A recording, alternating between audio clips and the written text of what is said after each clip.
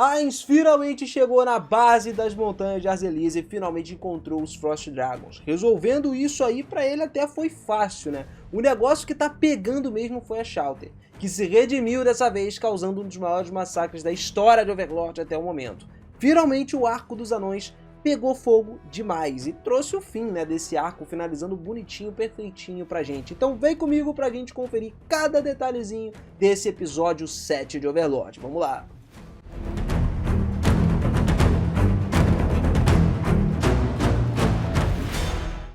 Fala, seus otakus, beleza? Eu sou o Binas e sejam muito bem-vindos a mais um vídeo aqui do canal. O tão aguardado episódio finalmente chegou, né? Todo mundo tava mais do que louco pra ver essa pancadaria animada rolando e outra aqui, ó, com sangue nos olhos, mano. E cara, era uma coisa que todo mundo ia vibrar. A gente já sabe que dá pra lembrar da Shallter agora como um NPC que limpou o chão com a cara dos Squagoa, cara. Mas voltando para aquela história desde o início lá, de cara a gente já viu o Periuro, o líder dos Squagoa, que era o cara que causava de fato medo nos próprios Squagoa, e era o cara que mandou os Squagoa irem para o reino dos anões, né, e achou até que eles estavam trazendo inimigos para dentro do reino dos Squagoa. E não era à toa, né, porque algo novo que eles nunca viram antes chegou a aparecer. Os Squagoa sempre se aproveitaram o máximo possível dos anões e sempre tiveram uma superioridade em cima deles. Não é à toa que eles dominaram Felberkana, mas nunca tinham sido contra-atacados diretamente, né. Só que agora as coisas começaram a ficar diferentes, porque o Ainz chegou ali. O Periuro tava tão nervoso com os intrusos que ele teve que pedir ajuda para os Frost Dragons, cara. Mais especificamente para Olas Dark, que é o dragão que sonhava em governar todas as montanhas do Azerbaijão aí. Só que, no entanto, o seu único obstáculo real eram as tribos gigantes de gelo que existiam.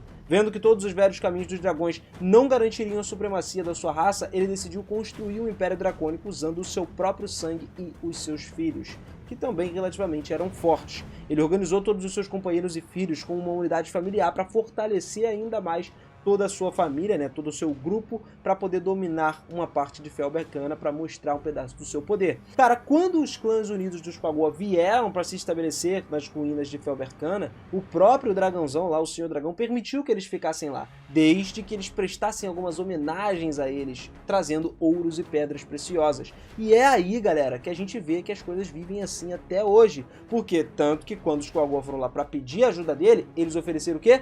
Pedras preciosas e ouro, que inclusive os dragões pediram muito mais, 10 vezes mais do que eles tinham trazido ali, mano. Para resolver esse caso dos intrusos, quem foi mandado à frente do combate então foi o Rendimal, que era o filho do Senhor Supremo Dragãozão, né? Que ficou particularmente entusiasmado com a perspectiva de ser escolhido a dedo para se tornar o único a lidar com os intrusos. Só que a gente sabe que ele é uma pessoa mais fraca e totalmente diferente de qualquer outro tipo de dragão. Você vê pela cara dele. Considerando, inclusive, que ele nunca foi um dragão que lutou, pra começar aí. Ele até tremeu quando pensou exatamente o que os intrusos fariam com ele se ele fosse derrotado. Talvez, sei lá, o Ainz meio que tirasse as tripas dele ali de boa. Não, mentira, tô zoando, galera. O Rendimal era um dragão que sabia no fundo do seu coração que o seu pai realmente já tinha desistido dele como um super dragão. Porque ele nunca tinha mostrado nenhum tipo de qualidade da qual o seu pai se orgulhava. Não é à toa que uma das mães dele, que ele tem várias, como foi dito, falou que ele não saía do quarto dele. Pô, em comparação com os outros irmãos, ele era muito mais fraco, não demonstrava nada. Assim como ele estava andando então nos seus próprios pensamentos negativos, os seus sentimentos eram aprimorados e capturavam a presença de indivíduos que estavam chegando perto dele.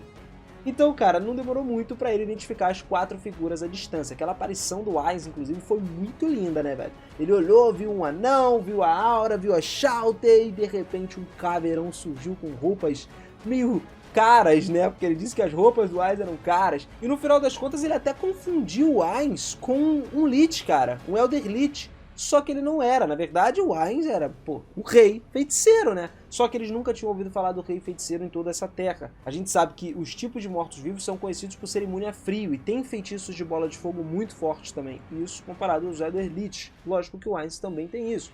O fogo era uma fraqueza racial dos dragões de gelo.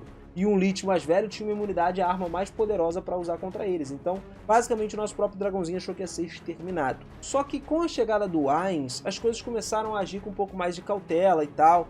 E acabaram que meio que eles fecharam uma amizade ali, né? Uma coisa mais sociável. O Rendimal se aproximou desse grupo e começou a conversar educadamente. Pediu para eles declararem a sua razão de ter vindo para Felberkana. O Ainz não se divertiu de fato ao ver o dragão do jeito que ele estava ali, né? A aparição dele contemplou que isso era realmente uma armadilha. Ele estava achando que era realmente uma armadilha. Só que à medida que o Ainz continuava toda a sua avaliação da situação, o Rei de Mal ficou com mais medo a cada minuto. Assim que o Ainz começou a canalizar a magia de fato, e, tipo, de uma forma embaçada, mano, o Rei de Mal saiu correndo, tipo, ele ficou com muito medo. E aí foi quando teve o confirmamento geral, né? Que ele imediatamente saiu implorando com todo o seu poder da sua vida para que ela fosse poupada, surpreendendo o nosso caveirão.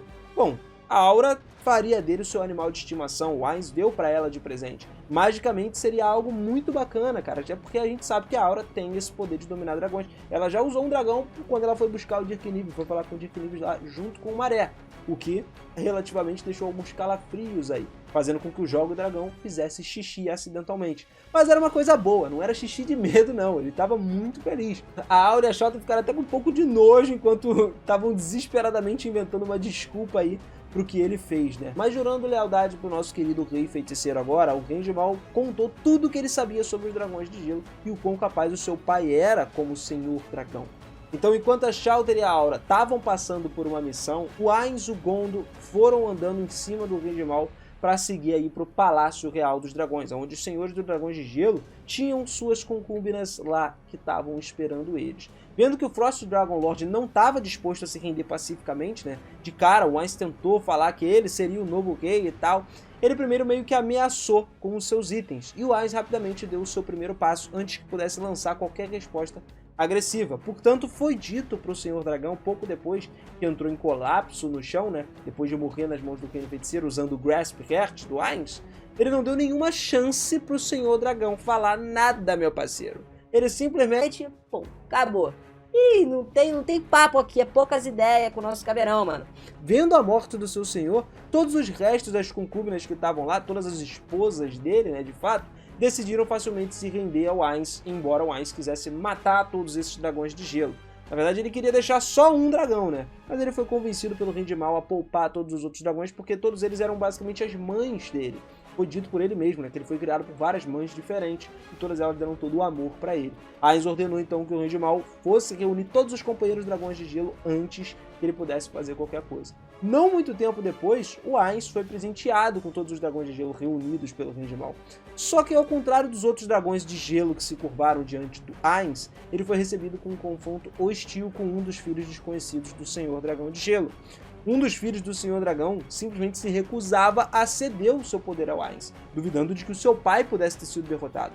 Por um mero morto-vivo, ninguém vai conseguir fazer isso. Ao gesticular então o jovem dragão para colocar a sua garra sobre um sucesso ali, né, do rosto do desespero, o Ainz imediatamente se certificou de matar ele também com o mesmo feitiço que matou o pai, o Grasp Heart ali, que fez com que ele caísse na mesma hora, todo mundo já viu. A galera ali tava silenciosa no momento e começou, parecia que tava querendo enfiar a cara dentro do chão já, de tanto que eles estavam se curvando para baixo, estavam deitados no chão depois de ver toda a soberania, mano. Não tinha mais dúvidas sobre o poder do Ainz. E logo depois o Ainz ordenou então que todos os dragões de gelo deixassem Felbercana e fossem para onde seus subordinados estavam esperando, enquanto são levados pelos Ranzos. Eles também fariam parte do Reino Feiticeiro agora.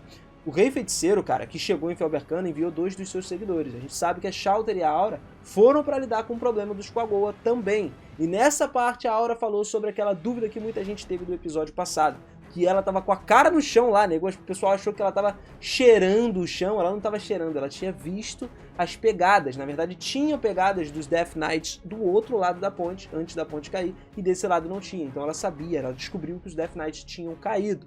Como eu comentei respondendo uma grande parcela da galera aqui, o Ainz não soube, né? Ela achou que o Ainz sabia que os Death Knights já tinham caído da ponte e até falou pra Shawter lá, que ele já sabia disso há muito tempo e tal. Ele pedia silêncio para poder orientar a Shawter. Isso foi até uma cena legal, uma cena interessante, na qual a gente viu a Shawter, nossa, se exaltar por ver que o Ainz estava dando muita importância em ensinar ela, cara. Muito maneiro, ela se sentindo prestativa na parada. O Ainz deu a eles a ordem de confrontar os Quagoa e fazer deles se submeterem ao governo. Só que, se eles se atrevessem a recusar essa oferta, eles prometerem lealdade ao Rei Feiticeiro, então o Ainz esperava que os dois, tanto a Aura quanto a Shawter, intimidassem os Quagoa com as próprias mãos. Sabendo que os clãs dos Quagoas Unidos eram 80 mil no total, e os recursos limitados de Nazarick não eram suficientes para todos, Então o Ainz também ordenou que os 2 Guardiões de Piso retirassem e diminuíssem esse número para 10 mil, caso os semi-humanos acabassem recusando uma rendição.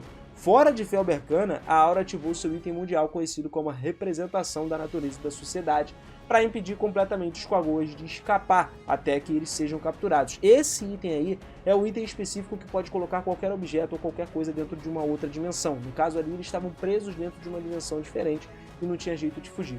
Como toda a raça já reunida pelas costas, o Periurô avançou na direção do palácio onde o próprio dragão estava, o Olasdark, cara. Mas antes que pudessem chegar lá, eles acabaram sendo cercados por toda aquela névoa desconhecida para eles. Névoa essa que a gente acabou de falar da representação da natureza e da sociedade, aquele pergaminhozão gigante que a Aura carrega. Então um exército de 60 mil homens que deram a confiança para o próprio Periurô estavam ali, eram capazes, achavam que eram capazes de enfrentar qualquer oposição. Quando a Aura e a Shallter apareceram lá, cara, então a gente sabia que ocorreria o encontro de Uzu com todos os Cavaleiros da Morte e ele se aproximou cautelosamente. O exército dos 60 mil que estavam sendo liderados estava confiante de que eles seriam capazes de enfrentar qualquer oposição. Os caras não queriam saber, tá ligado? E ali foi basicamente onde a Shallter falou pra eles se renderem. Ela até falou, caso vocês não queiram se render, tá tranquilo, pô. A gente acaba com vocês aqui mesmo. A Shallter e a Aura então deram um ultimato e declararam que tinham sido enviados para informar os Quagoa que eles deveriam ser levados pro Reino Feiticeiro.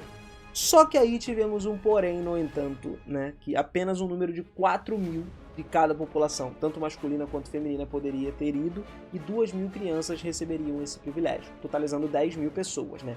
8 mil por parte dos adultos e mais 2 mil crianças. O Periurô instintivamente sabia que isso não era nenhum blefe e nenhuma palavra de maluco que estava vindo da boca da Shallter, mas ainda assim pediu cautelosamente para provar a sua força, né? Eles queriam saber. Os 2 Guardiões de Piso tomaram isso como uma recusa no momento. E logo depois, o genocídio começou.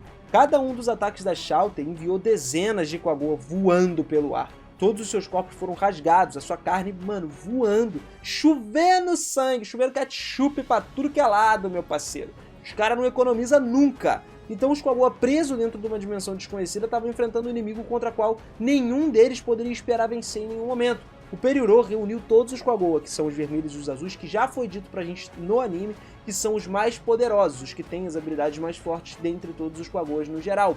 E enviou essas tropas de elite para poder enfrentar um inimigo avassalador que tinha um coração pesado.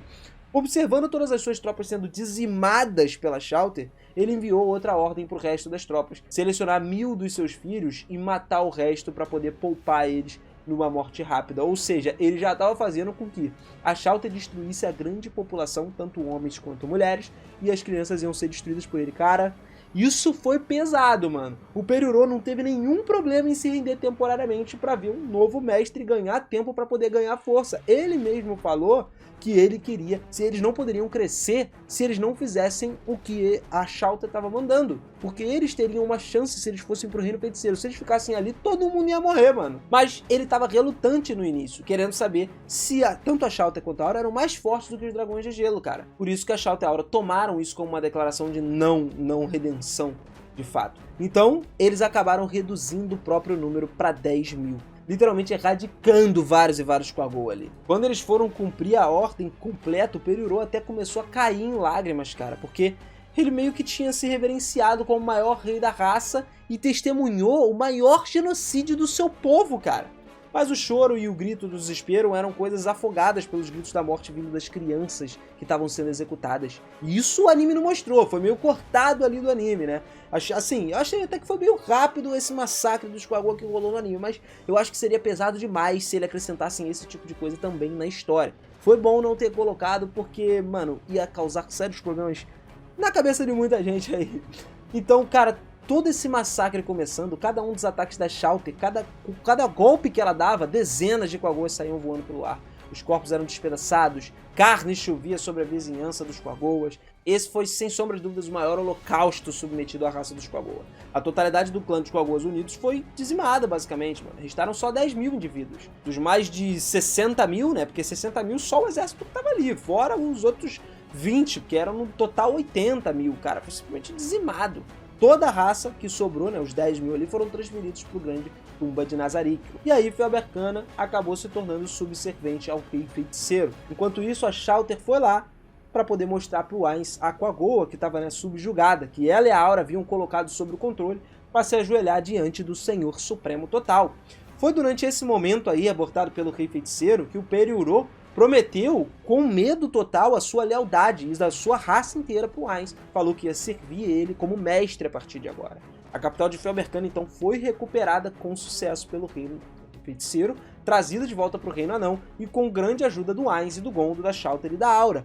A equipe da expedição não apenas perseguiu os dragões, Coagoas, os Frost Dragons no geral, né, de Felberkana, mas também recebeu eles como vassalos do Reino Feiticeiro. Antes de relatar toda a sua conquista bem-sucedida da cidade do Conselho de Regência, tanto o Ainz quanto o Gondo tinham secretamente tirado vários, mas não todos aí, itens antigos do tesouro do Reino Anão para si mesmos, usando aquela chave lá multiversal que o Ainz tem, que pode ser usada, como ele disse, 7 vezes. Seria bom escolher aí qual porta ele pode abrir com ela, né? Porque agora ele só tem mais 6 chances, mas é uma chave basicamente que consegue abrir qualquer porta aí que ele escolha. No final do episódio foi quando o Ainz então deu aquela festa receptiva para os anões, justamente para fazer eles se sentirem mais em casa, já que agora eles eram moradores do Reino Feiticeiro. E em paralelo, o Ainz encontrou com o Demiurgos também, cara, que tinha aí se aprofundado um pouco mais sobre a teocracia Slaane. Estava começando a descobrir algumas coisas sobre países diferentes para trazer as informações para o Ainz. E quando o Demiurgos perguntou para ele até que ponto o Ainz já tinha planejado tudo, nosso querido Rei Feiticeiro se lembrou que tinha uma guilda no passado chamada de Reino do Milênio, cara. Era uma guilda existente em Yggdrasil. Não se sabe se ela era melhor ou pior do que a Ainz ou Gond. Na verdade, o Ainz acredita que a ideia do Reino Feiticeiro existente daqui a 1000 anos era comparável ao Reino do Milênio. Era algo muito suscetível, bem de boa. E ele discerniu essa informação passada que foi dada para ele direto pela Yamaiko, que era uma das garotas que jogavam no Yggdrasil e era da guilda Ainz ou Gond. Ele sabia de todo o significado por trás do símbolo da guilda, do que ela representava. Apesar de nada até o momento ser mencionado pra gente sobre as habilidades ou o número de membros que essa guilda tem, né, a gente também não sabe a classificação dela, ainda assim a gente pode trazer mais à frente algumas coisas caso sejam mencionadas. Mas nesse momento aí o Ainz até pensou alto, né, que a idade da guilda surpreendeu o Demiurgos novamente. O Ainz pensa 10 mil anos à frente. Que ele falou que poderia viver tipo 10 mil anos, sacou? O Demiurgos ficou, cara, tanto assim? Pô, fora que depois disso ainda, o Demiurgos já veio falando todos os planos lá, né, dos esqueletos do Ainz. Aí o Ainz até falou pra ele, cara, eu não pensei tão longe assim, Demiurgos. Aí o Demiurgos já ficou tipo, mano, entendi. Saquei o que você quis dizer. Eu não entendi nada, né? Basicamente era como se ele quisesse que o Demiurgos falasse, né, pensasse por ele e soubesse o que fazer mais à frente. Era, mano, uma coisa muito engraçada, mano. São literalmente as melhores cenas, é Demiurgos e Ainz. Não tem como, mano. Botou os dois juntos, dá essas cenas aí. Mas e aí, meu querido, me diz agora o que você achou desse episódio. Foi tão bom quanto você esperava? Achou que o massacre poderia ter sido maior? Vamos ser sinceros aqui, ó. De fã pra fã, eu achei na novel melhor. O massacre poderia ter sido bem maior, né? Rolou até bem rápido ali tudo que aconteceu, mas não foi ruim, não foi uma adaptação ruim. Rolou rápido as coisas e a partir de agora a gente vai ter um novo arco entrando. Vamos entrar no arco direto do volume 14, que é a invasão de Restize. Porque, pra galera que não sabe, essa temporada vai adaptar os volumes 10, 11 e 14. O volume 12 e 13 vão ser adaptados no filme de Overlord. Então, não fica aí, galera, desesperado, achando que, caraca, tá rushado e não sei o que. Não tá rushado, eles não vão pular nada, eles só vão adaptar a outra parte no filme. Porque, na verdade, tudo que tá acontecendo aí é paralelo, cara. Enquanto tá rolando o Reino Santo, também rolou o Restize. Então, vai tudo acontecendo paralelamente e eles estão encaixando muito bem até agora. Então não se assusta, tá? Não fica falando que o anime tá rushado, que ele não tá rushado. É lógico que para você acompanhar muito mais, você precisa se inscrever aqui no canal e ativar o sininho, porque a gente vai acompanhar esse final de temporada. Inclusive, esse final, a partir de agora, vai ser o ápice da temporada, tá? Escuta o que eu tô te falando. Vai ter batalha insana, vai ter coisa insana acontecendo a partir de agora. E você não vai querer perder isso, cara. Então vem com a gente que aqui quando eu lançar o filme, nós vamos estar sempre aqui, ó, de fã pra fã, acompanhando e trazendo tudo que você merece. Tamo junto sempre, galera. Não esquece, se inscreve com o sininho ativado e vamos que vamos. Forte abraço, beijão no coração e até a próxima. Valeu!